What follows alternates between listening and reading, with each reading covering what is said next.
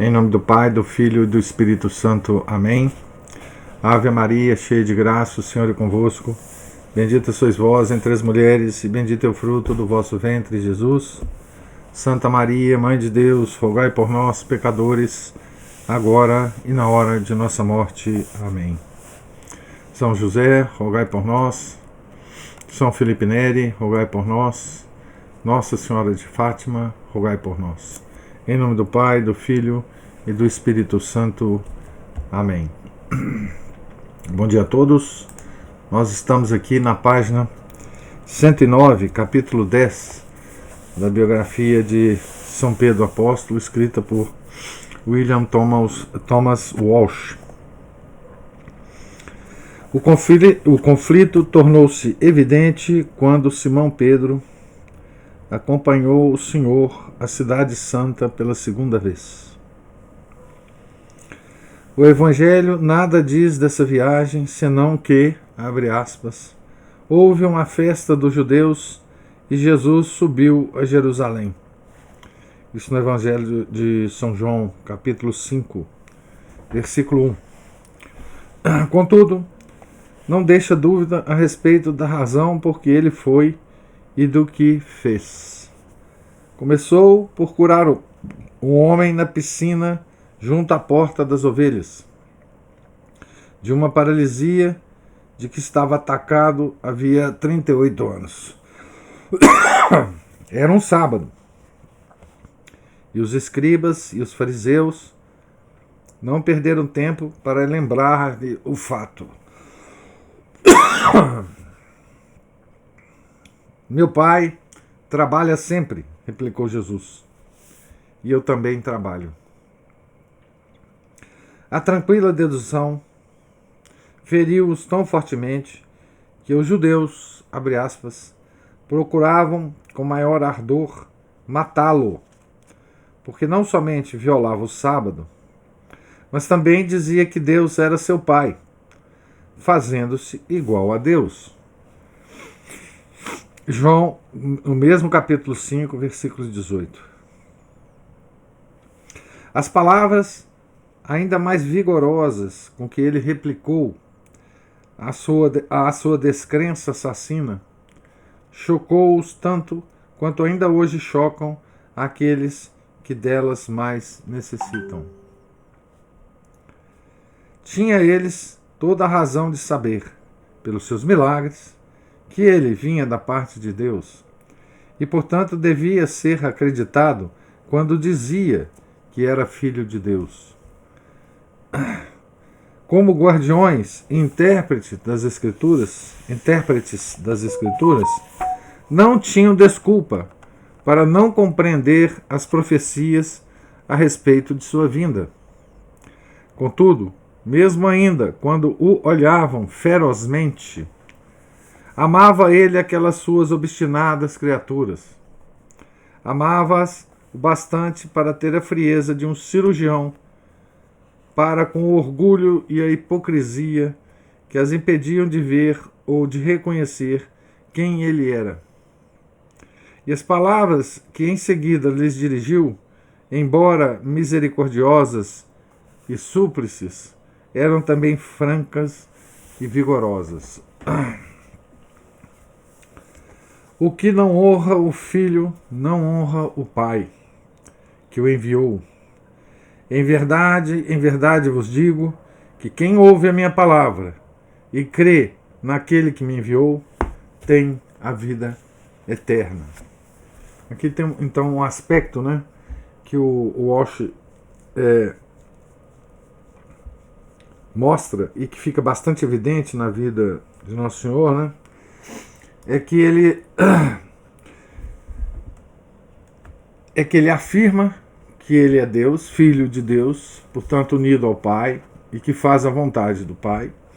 E isso é um escândalo para os judeus, obviamente. Para os obstinados judeus, né? Porque, como o próprio Walsh diz, né? Como guardiões da Escritura, eles já tinham que saber, não é? Eles já tinham que deduzir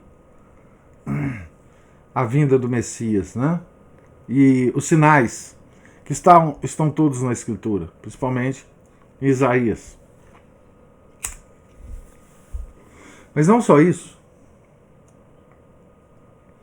Ele fazia milagres, né? E fazia muitos milagres.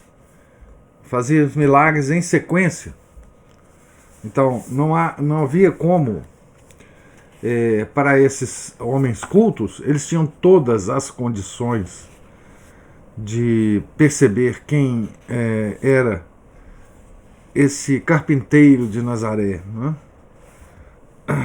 Mas eram obstinados, obviamente, né? Então, em verdade vos digo que quem ouve a minha palavra e crê naquele que me enviou tem a vida eterna. Em verdade vos digo que vem a hora, e é agora, em que os mortos ouvirão a voz do Filho de Deus, e os que a ouvirem viverão. Pois como o Pai tem a vida em si mesmo, assim deu ao Filho ter a vida em si mesmo, e deu-lhe o poder de julgar, porque é o Filho do homem. Não vos admireis disso, porque virá a hora em que todos os que se acham nos sepulcros ouvirão sua voz e sairão.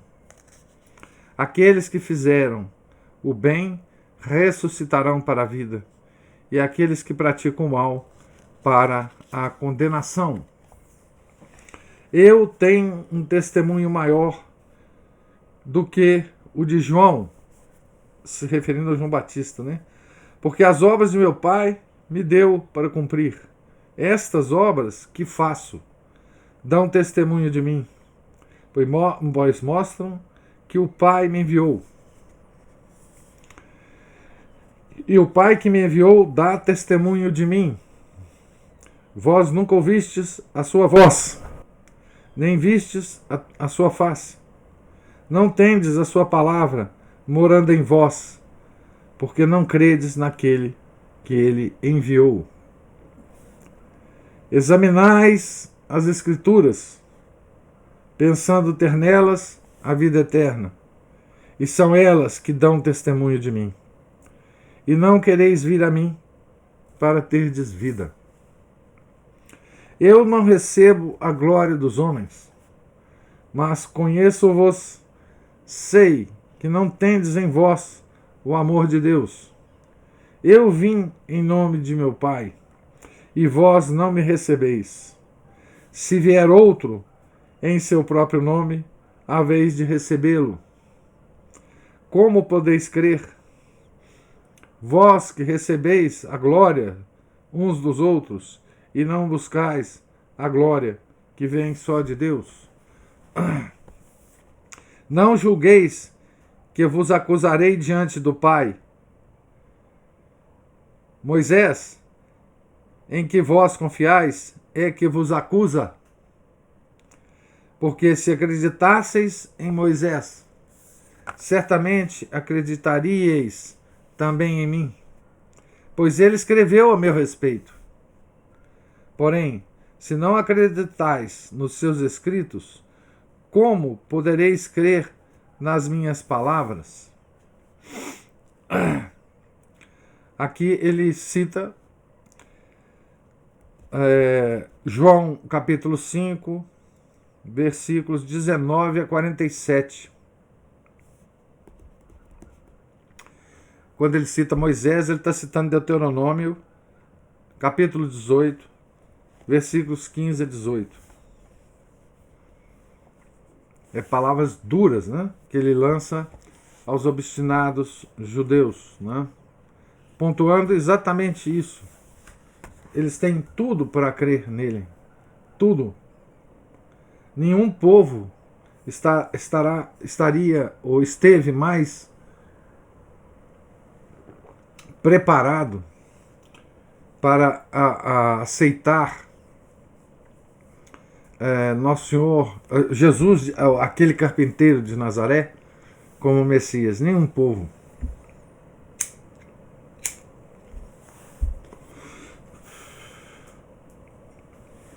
O Messias não poderia vir senão de lá, né? Porque o povo tinha sido preparado. Ele tinha as escrituras deles. Eles tinham os registros das profecias, não é? E Jesus chegou com todas, demonstrando todo o poder que ele tinha sobre a criação.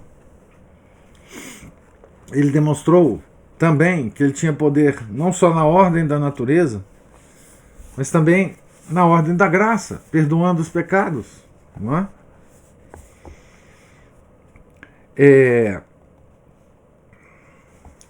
Então, o João, ele está citando muito o Evangelho de São João, né? O Evangelho de São João é extraordinário nesses aspectos, né? O capítulo seguinte, o capítulo 6, é mais extraordinário ainda, né?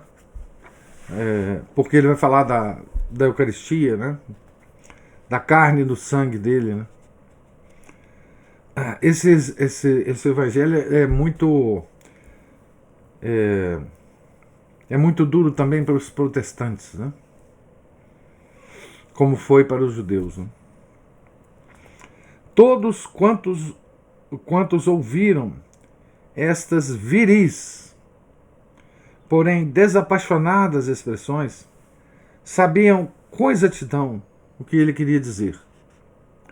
Ninguém ali era bastante ignorante ou depravado para pretender que ele fosse um professor bondoso, sem prática e itinerante, um suave moralista e um amante da natureza, um poeta rústico e um filósofo a ser mencionado juntamente com Sócrates, Buda e Lao Tse. Aí estava um magnífico ser humano, um homem de pouco mais de 30 anos, proclamando-se onipotente, onisciente, autor da própria vida, único juiz dos vivos e dos mortos. Ou era Deus, como dizia, ou devia ser despedido como um lunático ou um impostor. Muito interessante essa observação, né? Veja que o Osho está respondendo aqui às várias heresias em relação ao nosso Senhor Jesus Cristo, né? Então, e as várias noções que o mundo moderno criou a respeito de nosso Senhor Jesus Cristo, né? Então, por exemplo, né? Achar, ou pensar, ou considerar que ele fosse um professor bondoso, né? Sem prática e itinerante, um suave moralista e um amante da natureza. Amante da natureza, né? Um poeta rústico ou um filósofo a ser mencionado como Sócrates, Buda e Lao Tse. Né? Isso é o que a gente encontra hoje, né? Na concepção de muitos católicos e na própria concepção de alguns grandes hereges modernistas, né? Todo o modernismo é fundado nessa ideia, né, de um ser humano extraordinário que cativou a simpatia dos seus seguidores, e os seguidores é que criaram as historinhas de carochinha a respeito da paixão e da ressurreição do nosso Senhor Jesus Cristo, né? Essa é a concepção dos modernistas, né? Claríssima. Essa concepção é claríssima. Agora, o mundo até fora da igreja, o mundo ateu, ele gosta de brincar com a ideia de que, por exemplo, aquele homem também foi um filósofo.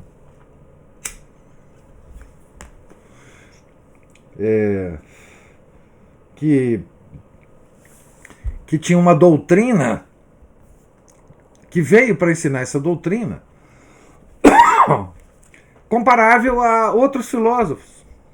No caso aqui, Sócrates, por exemplo, que ele menciona, né? Ele menciona Sócrates, Buda e Lao Tse, que é uma comparação que fazem com Nosso Senhor. Se vocês lerem, por exemplo, Chesterton, ele trata exatamente dessas comparações entre Nosso Senhor, entre, por exemplo, o cristianismo e o budismo. Tentam transformar o cristianismo numa filosofia, né? E tem outras coisas mais bizarras, né? Atualmente, como assim, tem um livro de um autor até que faz muito sucesso por aí, eu esqueci agora o nome dele.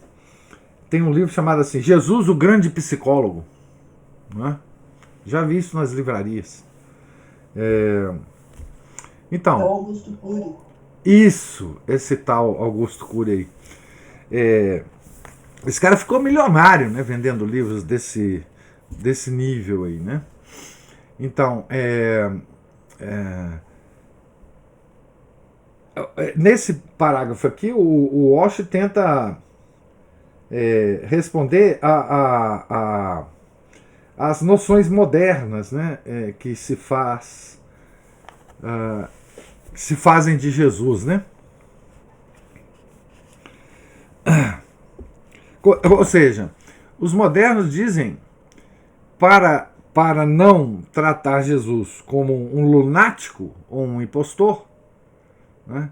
Como um bom professor, como um homem muito simpático, muito bondoso, um homem que atraía atenção pela sua, enfim, postura física, pelo seu bem falar, pelas suas, enfim, pela sua retórica, pela sua...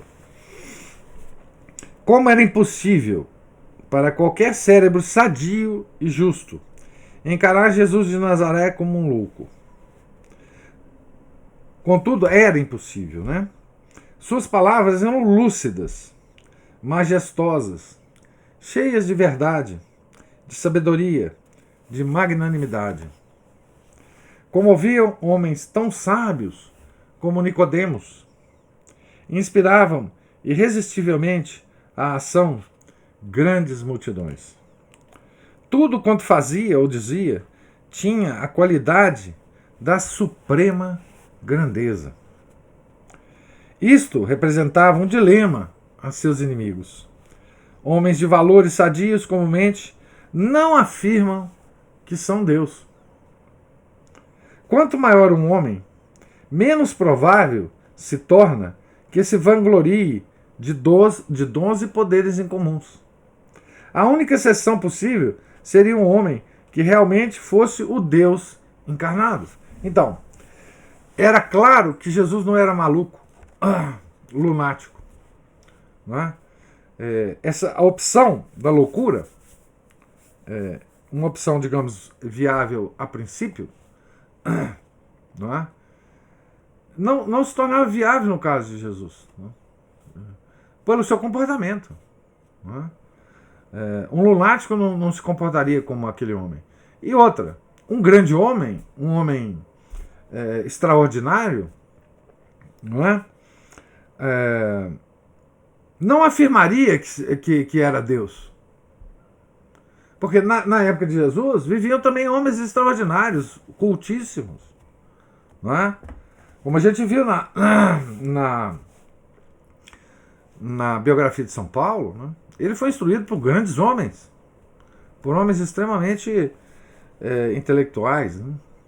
De grandíssimo conhecimento, né? Sobre inclusive as Escrituras. Os rabinos que instruíram São Paulo eram homens de muito conhecimento. Então, essa opção pela loucura, que podia a princípio ser usada contra Jesus, não se tinha possibilidade de usar. Né? Um lunático não se comporta no dia a dia como Jesus se comportava. Então, a única possibilidade seria que Jesus fosse o Deus encarnado. E tinha a questão dos milagres também, né? Não era mais fácil provar que ele fosse um impostor. Os charlatães estão sempre à procura de alguma coisa para si mesmos. E um observador sagaz não precisa de muito tempo para discernir o que seja. Pode ser dinheiro, poder, mulheres, a satisfação de mera vaidade. Mas não pode ficar oculto por muito tempo.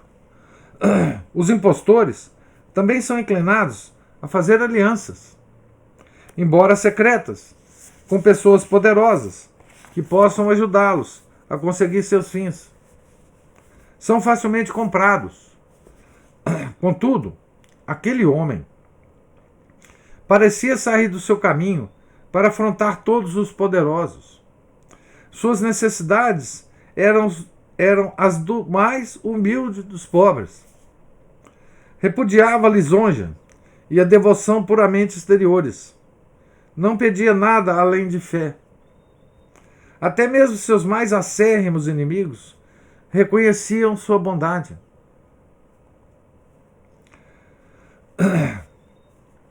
Por que os líderes responsáveis de Israel punham de lado as evidências, recusando-se mesmo a ponderá-las seriamente? Isso deve ter criado não pequena dificuldade para Pedro, que desde a infância fora ensinado a reverenciá-los, àqueles homens veneráveis da religião judaica. Então, por que esses homens nem sequer consideravam a hipótese muito razoável de que esse fosse realmente o Messias, né? Veja que o Walsh está apresentando aqui argumentos puramente intelectuais, fora da ordem da graça, não é? Fora de qualquer consideração sobrenatural aqui. O que ele está dizendo para nós é o seguinte: bom, aqueles homens, os dirigentes, os mais cultos, podiam observar o que estava acontecendo e descartar a possibilidade daquele cara ser um maluco ou de ser um impostor, querendo, por exemplo, angariar algum tipo de poder, enfim, daquela gente humilde, não é?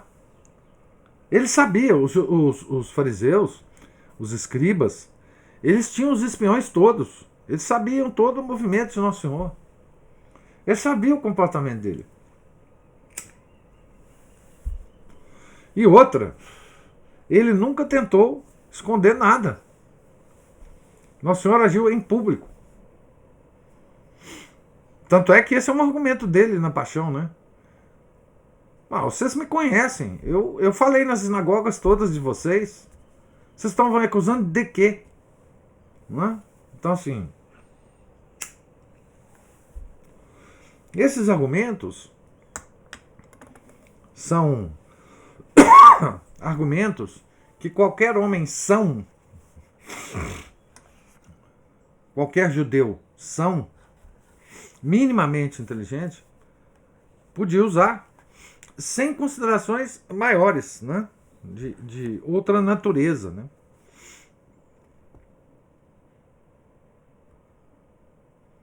E ele coloca Pedro aqui, né? Porque Pedro, ele estava vendo o que Nosso Senhor estava fazendo e estava vendo a reação daqueles a quem ele confiou a vida inteira.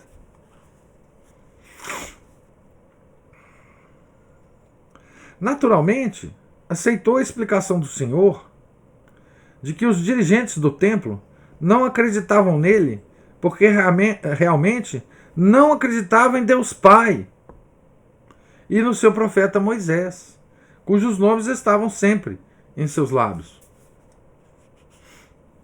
Na realidade, então, eram ateus, mesmo que não professadamente.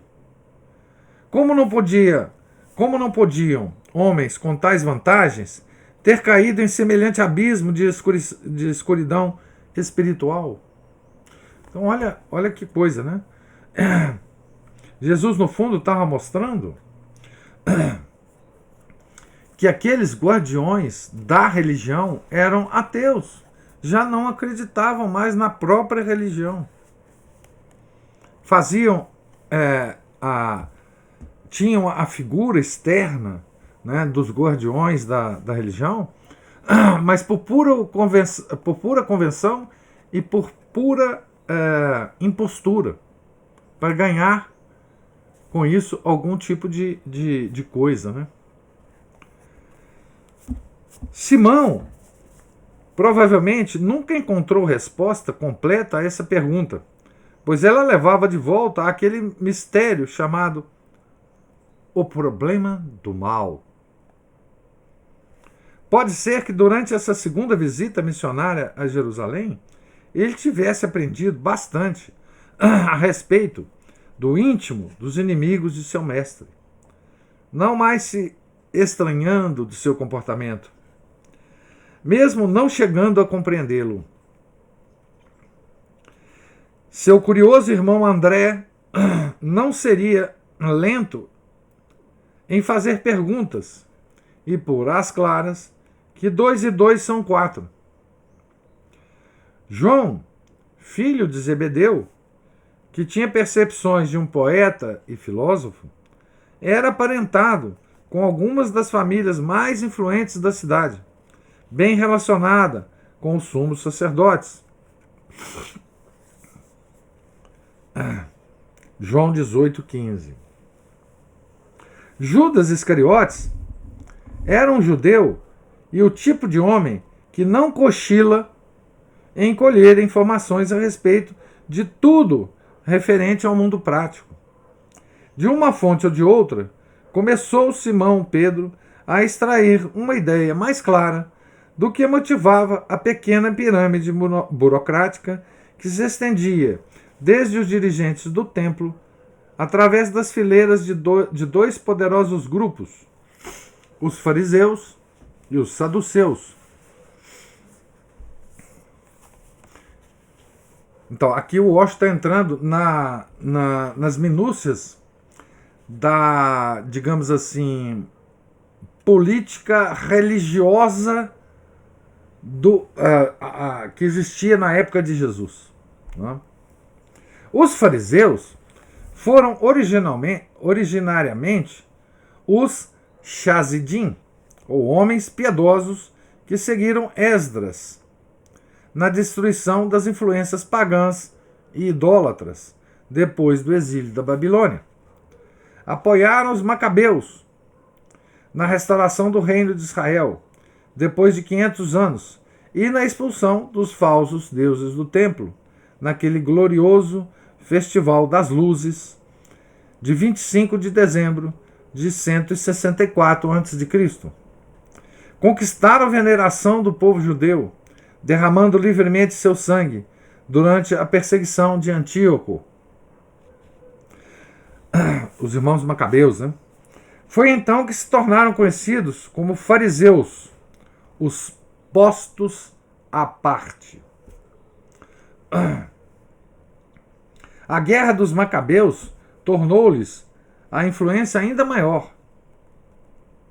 E embora sua querela com a casa dos Asmoneus, os Macabeus, houvesse provocado a ocupação romana, tornaram-se eles tão poderosos que se achavam agora virtualmente identificados com o judaísmo oficial e com a reconhecida autoridade docente de Israel.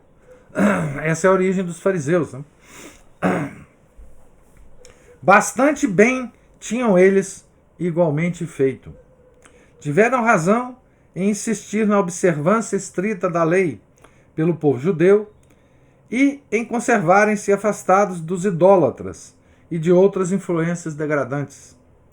A presença em suas fileiras de homens tão devotos e sinceros como Hilel, Gamaliel, Nicodemos e Saulo de Tarso ainda lembrava a Israel as nobres tradições farisaicas de tempos anteriores. Aqui ele cita Saulo de Tarso ainda antes de se tornar o grande São Paulo, né? O Saulo como rabino, o Saulo como fariseu, como grande fariseu, né? Então, os fariseus tinham uma história nobre, uma história passada nobre, não é? E por isso eles eram tão, digamos assim, considerados como autoridade docente de Israel. Eles eram realmente os intelectuais, os que ensinavam a religião. Por algumas décadas, tornara-se aparente, porém, que um fermento maléfico estava em ação, corrompendo a levedura daquela piedosa comunidade. Não era acidental, talvez, que estivessem tão aferrados às paixões da guerra e de disputas. A tentação característica dos bons, dos grandes e dos gloriosos é sempre a primitiva do orgulho. Essa frase tem que guardar, né? Muito cuidadosamente no nosso coração, né? A tentação característica dos bons, dos grandes e dos gloriosos é sempre a tentação primitiva do orgulho. No instante mesmo em que aqueles heróis estavam tomando em suas mãos o futuro do povo judeu e em grande extensão de todos os homens, começavam a desviar seu olhar da visão do Senhor Deus e de suas perfeições infinitas para a contemplação de si mesmos. Isso aqui é o pecado de Lúcifer, não é? Que se olhava e agradava-se tanto da sua beleza que não quis obedecer a Deus, né? Isso é uma espécie de idolatria, e como toda idolatria, isola o pecador da suprema realidade, em letra maiúscula, espiritual. Assim perderam os fariseus o dom da fé. A fé, a certeza da verdade não visível, era a essência da antiga religião de Abel e de Noé. Fé no invisível, no invisível Deus onipotente. Fé na promessa de tornar benditas todas as nações no Messias, a semente de Abraão.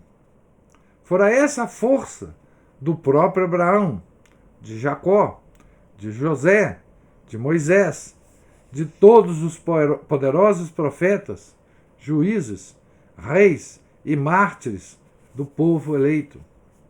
O nome de Deus, é certo, estava ainda constantemente nos lábios dos fariseus, mas ele, Deus, né, não se achava mais em seus corações. Até mesmo um homem tão bom como Nicodemos tinha sofrido por causa da obtusidade espiritual deles. Daí a pergunta que Jesus lhe havia feito. Abre aspas.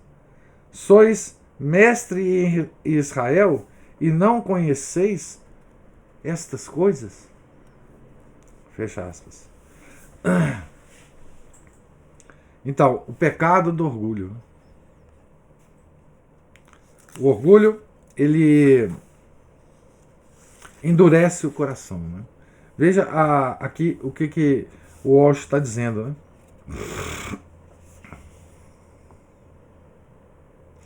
O nome de Deus, é certo, estava ainda constantemente nos lábios dos fariseus, mas ele não se achava mais em seus corações. O que significa coração? Vontade, né? Então, o nome de Deus estava nos lábios.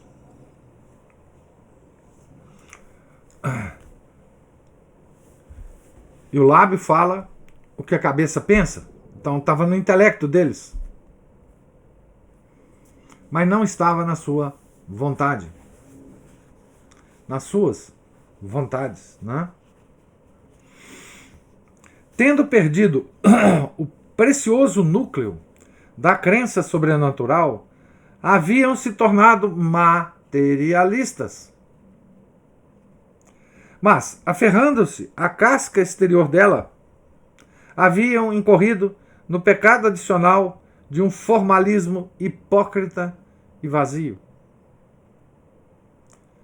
Tendo perdido a fé, negligenciavam as importantes boas obras e davam mais importância às menores, especialmente às obrigações externas e ostentosas, tais como os jejuns, os banhos rituais, a repulsa às pessoas e lugares impuros, e assim prosseguindo até o fanatismo. Dava pouca importância às obras. Daí a grande semelhança dos fariseus com os protestantes, né?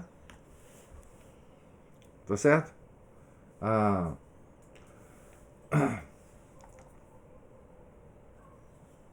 Os fariseus, no capítulo 6 de João, vão se tornar os protestantes avant la lettre, né? Quando eles dizem, não, suas palavras são muito duras. E abandonaram Jesus, né? Então eles protestaram contra Jesus, né? Daí o protestantismo originário, né, foi apresentado pela primeira vez pelos judeus, né? Então eles se tornaram formalistas, com os pequenos detalhes. As obras, as grandes obras, para eles não tinham a menor importância, mas jejuns, banhos rituais, repulsa às pessoas em lugares impuros, e assim prosseguindo até o fanatismo. Aliás, hoje nós estamos sentindo uma espécie de farisaísmo, mesmo dentro dos movimentos tradicionais da igreja, né? Comentamos isso ontem, né? Assunto trazido pela Ana Paula. Gradualmente reduziram tudo isso a um sistema determinístico em que Deus, sendo para eles apenas um nome, assemelhava-se a um mero guarda-livros ou contabilista, obrigado a dar a cada pessoa a recompensa às suas obras em proporção estritamente matemática. Abre aspas. O famoso fariseu do Evangelho não pedia favores a Deus, preparava a folha de balanço de suas próprias ações. Aqui ele cita uma obra de Giordani sobre São Paulo. Provavelmente uma biografia de São Paulo. É mais chocante comer sem lavar as mãos ou curar no sábado do que mentir ou oprimir o pobre.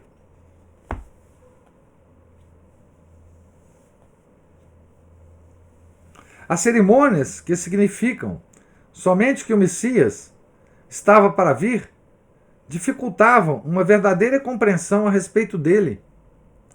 Comentários sobre a Torá e os profetas eram estudados, levando à negligência dos próprios livros sagrados e dos mandamentos divinos que eles continham. Então, eles liam só os comentários, eles liam só o Talmud. Eles já não recorriam mais às escrituras diretamente. No ensino, né? Eles ensinavam as pessoas a isso, né? Tá certo?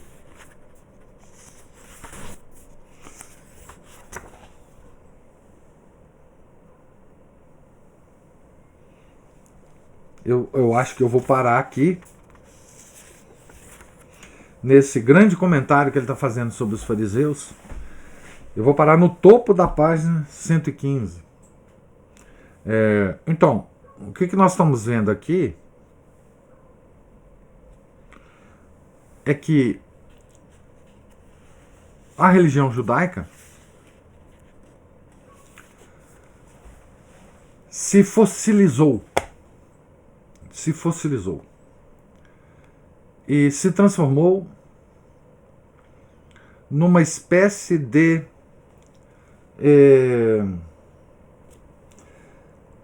comportamento exterior baseado em detalhes. Então, não havia mais a noção de Deus envolvido nos seus rituais e nos seus comportamentos. Né? Isso é um perigo tremendo para toda prática religiosa. Né? Quando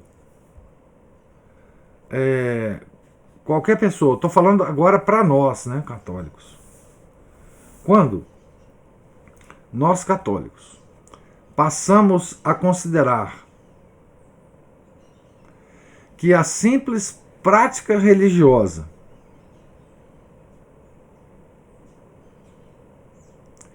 é suficiente,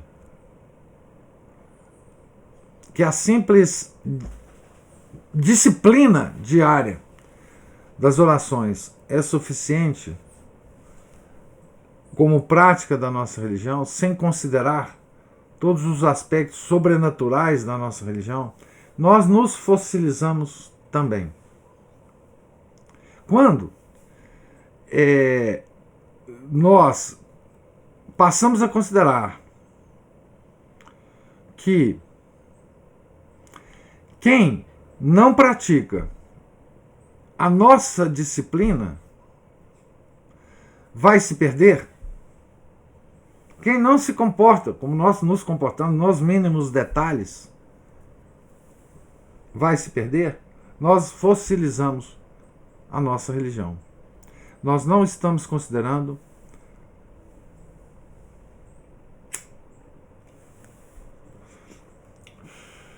algumas características, alguns atributos de Deus.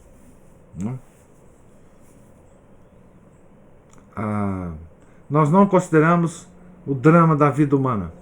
Nós não consideramos que a parte mais viva, né? A parte mais saborosa da nossa religião se passa internamente, no nosso coração. Né? A parte da nossa religião fundamental, o núcleo dela, né, é o uso da vontade, né, a compatibilização da nossa vontade com a vontade de Deus. E isso pode ou não ter repercussões no nosso comportamento externo. Não é? Isso nós vemos aonde, gente? Nós vemos isso na diversidade dos santos, né, da igreja. Os comportamentos são diversos. Né? E nós, tendo a nossa vontade ligada à vontade de Deus, podemos ter esse comportamento diverso também. Né? Então, hoje, nós vivemos na religião católica uma espécie de fossilização também, né? Do enrijecimento do coração, de um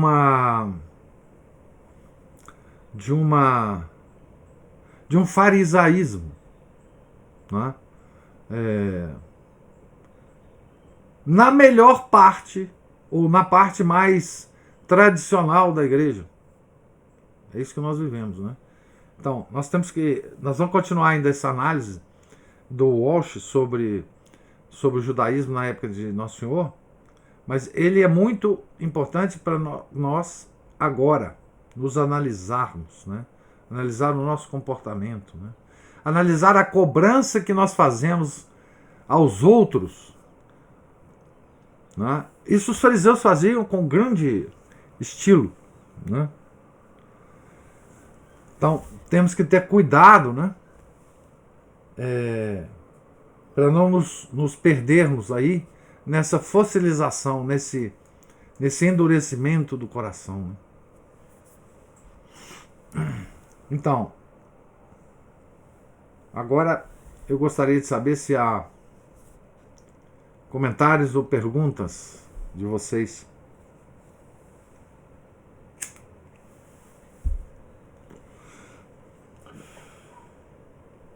Eu fiquei lembrando de Santa Teresinha. Porque Santa Teresinha, ela, com as postulantes dela, né, como ela era chefe de noviças, ela não dava colher de chá para as noviças, não enaltecia qualquer coisa que elas fizessem além do que era obrigação delas, justamente para não alimentar o orgulho. Isso. Né? E uma das coisas que eu uma vez pedi a um padre foi justamente isso. Falei com ele: por favor, o senhor não exija dos seus fiéis acima de nós, seus fiéis, acima das nossas forças. Porque quando a gente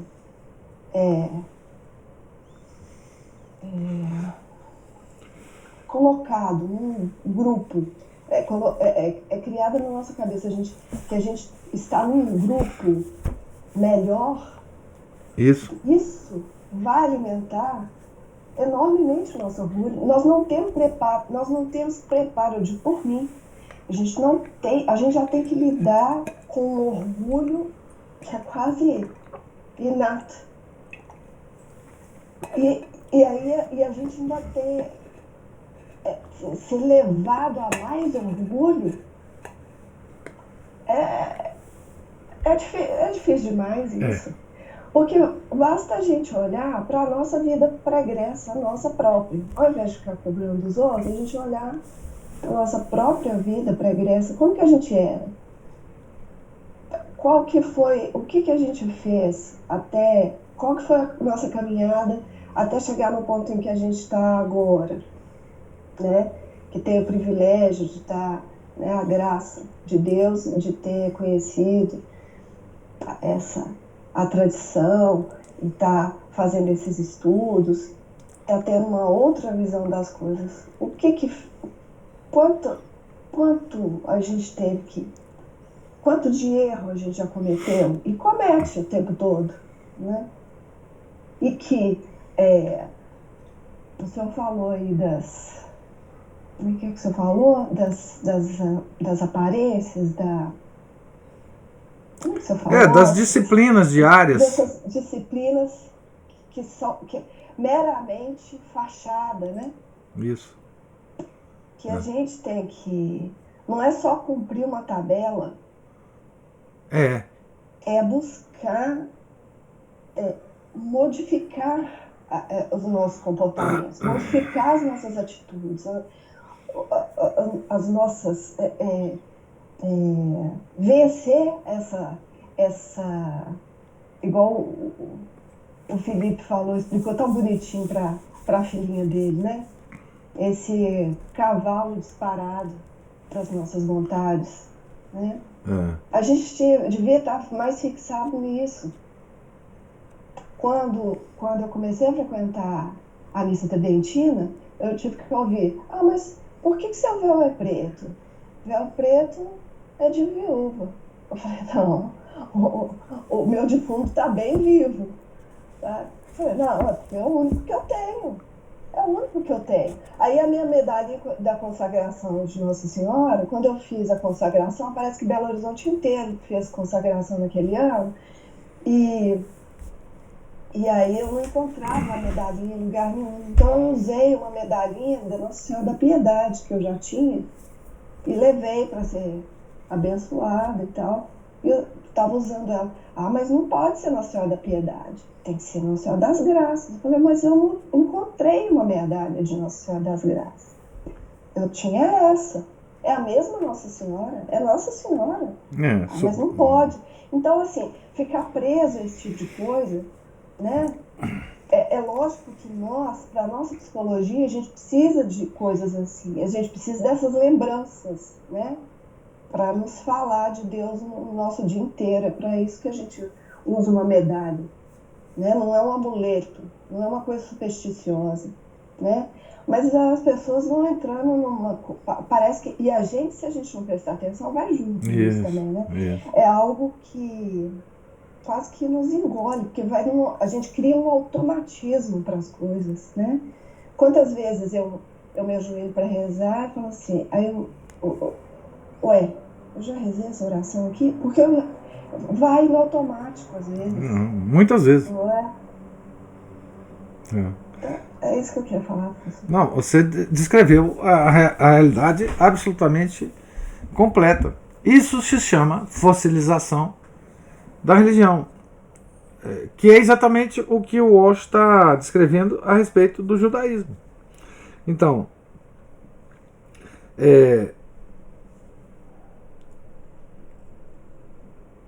tem havido muitos casos, né,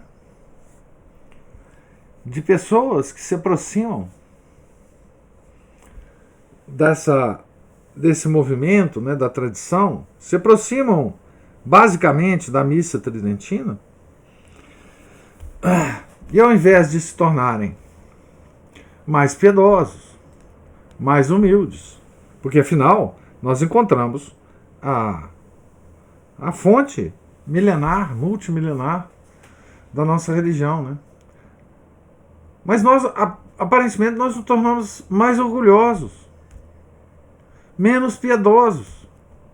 Quer dizer, isso não pode ser uma coisa boa? Isso não pode ser uma coisa sã, não é? Além disso, é aquilo que você falou, né? Estarmos nós nos aproximando da tradição, estarmos nós lendo Vida de Santos, fazendo estudos, isso nos deve encher não só de gratidão, mas também nos deve apontar para uma coisa tremenda, que é a nossa responsabilidade. Deus não está fazendo isso com a gente de graça. Ele está querendo alguma coisa de nós. Ele está proporcionando a nós certos conhecimentos para que nós avancemos espiritualmente na religião. Mas também isso traz uma responsabilidade miserável para nós, né? De fazermos um apostolado de exemplo. Não é um apostolado ficar, enfim, falando, dando curso, nada disso. Mas um apostolado de exemplo. Ou seja, quem se aproxima da tradição há que mudar os seus comportamentos com seus próximos. Tornar-se mais penoso, mais humilde, mais agradável às pessoas, no sentido de que as pessoas sejam atraídas para esse tipo de pessoa que está tendo uma vida espiritual sadia, né? Então, essa nossa responsabilidade é grande, a gente nunca pensa nela, né? Assim, Deus está fazendo favores para nós neste tempo em que nós vivemos, extraordinários. Extraordinários. Nada que tenha acontecido hoje nas nossas vidas são coisas ordinárias. E nós temos que sentir isso. Nós temos que perceber isso, não é? Deus está agindo permanentemente em nós. E se a gente acha que a gente está progredindo, na vida espiritual, essa progressão tem que dar resultados práticos, visíveis, de um apostolado de exemplo. Nós temos que nos transformar, né? Como aquele título daquele livro do Dietrich von Hilbert, né? A transformação em Cristo, parece. Então, um homem que se aproxima da religião e não se torna mais paciente, menos murmurante, não se torna mais agradável ao convívio, não está fazendo progresso. Tem que fazer um exame de consciência para ver o que está acontecendo, não é? Essas características gerais de uma pessoa que começa a sua caminhada espiritual e começa a receber graças de Nosso Senhor, elas têm que aparecer. Não em termos de regras. Eu faço isso de manhã, depois ao meio-dia eu faço aquilo, depois 3 horas da tarde. Não, não é isso. As pessoas têm que... essa pessoa tem que atrair até pessoas não religiosas. Porque essas características não são nossas, pessoais, são a graça de Deus que está agindo em nós, né? E parece que as pessoas se tornam cada vez mais irracíveis, brigam com todo mundo, começam a brigar com a família inteira, e começam a exigir que todo mundo faça isso ou aquilo. Tem muita gente em que acontece isso, né? Hoje eu briguei com minha mãe por causa disso e disso, eu briguei com meu filho por causa disso e disso. Quer dizer, não pode, né? Quer dizer,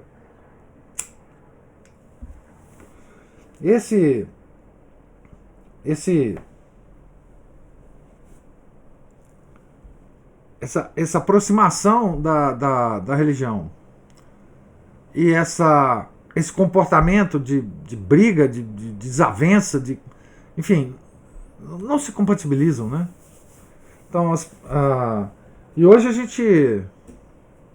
Porque uma pessoa meticulosa, que cuida muito dos detalhes da vida, porque acha que isso preserva ela de alguma coisa. Ele fala aqui dos impuros, né? Os fariseus não tinham contato com os impuros, porque eles se consideravam puros. Isso é um catarismo. São os cátaros da Idade Média. E hoje a gente vê os cátaros agindo no nosso meio, não é? São os cátaros, aqueles que ficam fazendo regrinhas tão minuciosas que eles acabam chegando à conclusão que só pode assistir a missa de um determinado padre no mundo inteiro. Só tem um padre no mundo inteiro que eles podem assistir a missa. Isso é uma loucura, não é? Então, essas transformações, essa fossilização da religião está acontecendo entre nós. Por várias razões. A gente entende as razões. A crise monstruosa da igreja. Enfim, essa situação nossa que temos muito poucos pastores para nos orientar, tudo isso compõe a crise. Mas nós temos que ficar consciente disso e não cair nessa...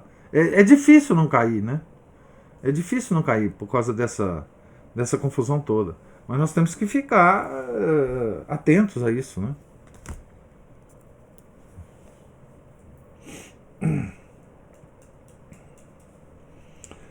Então, mais alguma observação?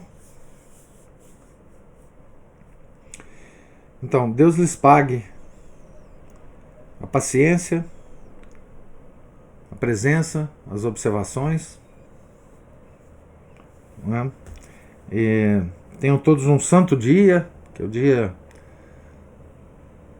de Nossa Senhora de Fátima, muito significativo para todos os católicos do mundo. E para nós da Associação Cultural São Felipe Neri, um dia mais ainda significativo, né?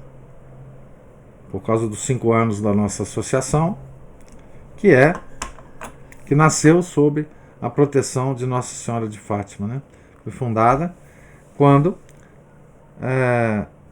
se completaram 100 anos, né, dos aparecimentos de 1917, né? Tá certo? Tem todos então um santo dia sob a proteção de Nossa Senhora de Fátima. E também um santo final de semana, né? Na segunda, se Deus quiser, nós voltaremos aqui no topo da página 115. Em nome do Pai, do Filho e do Espírito Santo. Amém. Ave Maria, cheia de graça, o Senhor é convosco. Bendita sois vós entre as mulheres, e bendito é o fruto do vosso ventre, Jesus. Santa Maria, Mãe de Deus, rogai por nós, pecadores, agora e na hora de nossa morte. Amém. São José, rogai por nós. São Felipe Neri, rogai por nós. São Pedro Apóstolo, rogai por nós. Nossa Senhora de Fátima, rogai por nós. Em nome do Pai, do Filho e do Espírito Santo. Amém.